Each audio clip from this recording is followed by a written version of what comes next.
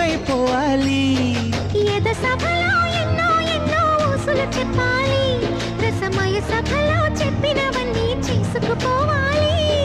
ప్రతిపక్షం నువ్వై ఉండి హద్దులు పెట్టాలి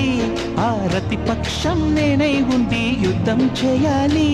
నా వలపు కిరీటం తలపైనే ధరించు నీ చిలిపి ప్రతాపం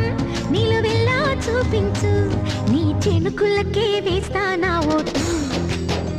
నా చెమటలతో వేస్తా ఓటు